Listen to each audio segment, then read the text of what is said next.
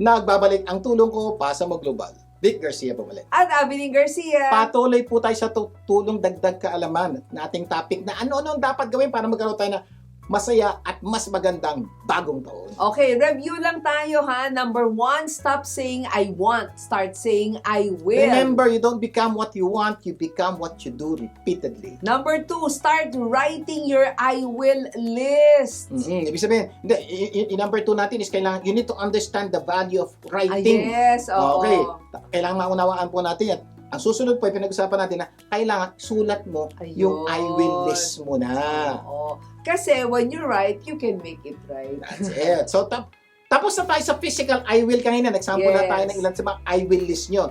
This time, pupunta tayo sa financial I will list. Ay, malamang gustong-gusto nyo to. Oo. So, kumbaga, wag mo sabihin, I want to get out of debt. Kasi napaka-big, napakalaki. Oo. At lahat po ng tao gusto yan, pero hindi naman naabot. Ang sabihin mo at ang isulat mo, I want to save 1,000. I will. I will save 1,000 a month. Diba? Okay, $1,000 a month. So, ibig sabihin, malinaw na ano sisave mo? $1,000. Kung kumikita ka 5,000, 20%, itatabi mo yun. Buwan-buwan, itatabi mo yung 1,000. Sir, laki naman ng 1,000, parang labo. De, 500. Sir, laki pa. 100. Ang punto ko pa is, start somewhere that you will say, I will do and set it aside as my savings. Start somewhere. At normally, pag nagawa mo yung 100 a month, susunod na buwan, kasi kaya gawin, I will, 200. Yes. Eventually, one day, magtataka ka, kaya ko pala yung 1,000, but you start somewhere. Oo, kasi kumbaga pinaliit mo Pinaliit mo yung mga gagawin ko. For example, I will live within 70% of my income. Kung ang income mo, let's say 10,000, ang gagastusin mo lang dapat hanggang 7,000 na. Lahat-lahat na yon. Si Sir, parang hirap naman ng 70. Again, gaya po sinasabi, adjust mo, 80% of your income o 90%. Sir, mahirap pa rin. 95%. So, punta ko, start with 95. Susunod na May tayo mo. natitirahang 5. Gawin mo 90. Oo, may Gawin mo 10. 85. May 20. Nagkakaintindihan mo tayo? From there, you will see successes, small successes, and eventually one day, you can do it better. Yes. Yun po ibig sabihin nun. Oh, I will stop drinking expensive coffee and tea. Isa pong napakagandang, alam niyo po, I've been hearing yung mayayaman na tao. Mayayaman po ng tao, ha? Sila mismo nagsasabi, hindi daw nila maintindihan yung napakaraming tao, kumikita na hindi na makalakihan. Araw-araw may dalang kape pagpasok sa opisina. Siya nga daw, nagtitimpla siya ng sarili niya kape. Bilyonary po to, bilyonary po ito. Siya nga daw po, hindi na siya umiinom ng kape, nangihinayin siya. Tapos takang-taka siya, bakit ito mga tao? Ito, binigyan niya ng computation. When you start counting, for example, yung $4, $5 na kape sa araw, in 30 days, magkano na $150 na yan. Sipin na po, $150 sa isang taon to, magkano na po yan. Pag pinagpatong-patong po, nilagay pa investment yan, sabi niya, eventually one day, dahil sa kapingan, may milyonaryo ka. So, ang punto ko po ito, kaya nyo ba, ikaw, that you will stop drinking expensive coffee, tea, at kung ano-ano pa. Isa pa. May sabi, sir, ang hirap stop. Okay, kung stop, huwag na stop. 3 times a week na lang. Or twice a week magbaon na lang. ka na lang kaya. Kaya find a way to reduce. Hindi ko sasabing totally zero. Find ways, unti-unti. O kaya maghanap ka ng mas murang kape, di ba? Sa normally po sa mga fast food restaurant, mas mura mura yun. kape. Sa mga kape lang ang binebenta, Yung mahal ang kape. So, specialty mamili lang po coffee. kayo. Parehong brewed coffee din naman. Isa pa. I will delete tempting online apps on my phone. Isa po sa malaking dahilan bakit kayo po nababaon sa utang o wala kayong savings is kasi pendot kayo ng pendot sa mga online app. Pindot dito. So, kung natetempt kayo dito, yan ang burahin trigger. mo. Burahin mo. Pag wala na yan, wala nang pipindutin. Kaya hindi dapat, sir pwede naman install. Tama yun. Pero pag hindi naka-install, wala kang pipindutin. Mag-i-install ka pa, marami ka pang pipindutin, mag-sign in ka pa, naiinis ka sa tagal, hindi mo na gagawin. Pero kung nandiyan na yan, isang pindot na lang, malamang mabili ko. Yes. O kaya, I will not buy any new clothes. Marami, yung mga cabinet mo nga, punong-puno na, di ba? So, baka pwedeng wag na, or shoes for the next 12 months. So, isa pa, paraan po yun para magbawas po. Pwede mo mabuhay ng walang bago sa susunod na 12 buwan. Yes. Pero isa sa pinaka-importanting I will list natin is relationship I will. Makinig po kayo dito. Don't say, I want to be a great husband or wife. Masyado pong vague.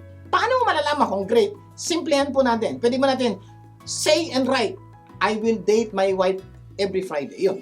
Mas simple na po yun. Kasi I want to be a great husband. Mas mahirap po Oo, yun. kasi masyadong general, tsaka malaki yon. Or I will spend at least 1 hour a day talking to my wife. Yan, di ba? I'll tell Bago my matulog.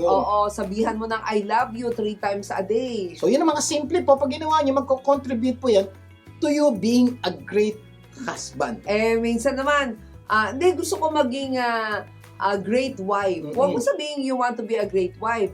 Yung bang gagawa ka ng paraan to be a great wife. Like, I will exercise 30 minutes every morning to be physically attractive to my husband. Yeah. So pwede mga babae, pakinggan nyo po yan. Ano pa ibang pwede gawin ng babae? Pwede mong i-massage yung husband mo every night. Hindi mo kaya every night, every other night, hindi mo kaya at least once a week, pwede na siguro. My point is, start somewhere. Or honor your husband by not contradicting. Isang magandang diba? pwedeng gawin ng mga babae. Honor, yun nga. Honor your husband by not contradicting him in front of your children or friends or other people. Critical po yun. Okay, so ano ba?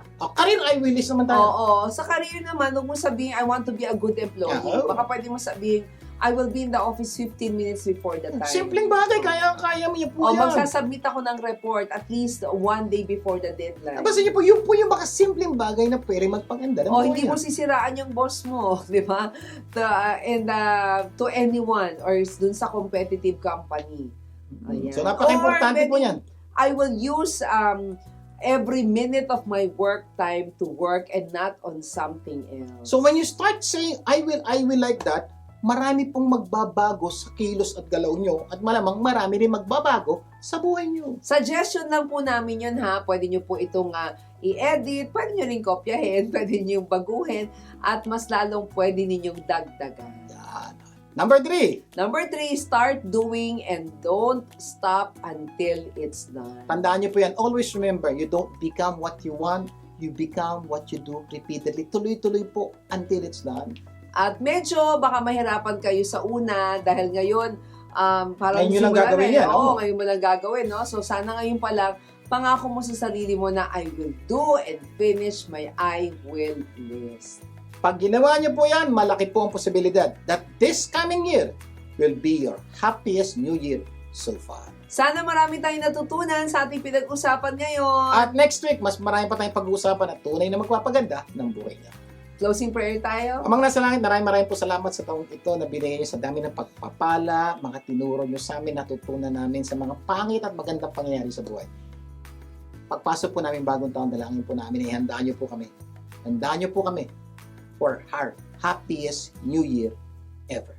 May this be a favored year for us. In Jesus' name. Amen. Amen and Amen. amen. At syempre mga kapamilya, patuloy lang po kayong tumutok. Imbitahan po ninyo inyong mga kapamilya tumutok sa Tulong Ko Pasa Mo sa susunod natin. At sama-sama natin paggandahin ng ating buhay at ng mga mahal natin sa buhay. Yes. Ako po yung kapamilya, The Garcia. Ako na po si Abiling Garcia. Laging tandaan, sa Tulong Ko Pasa Mo Global, Gaganda ang mundo.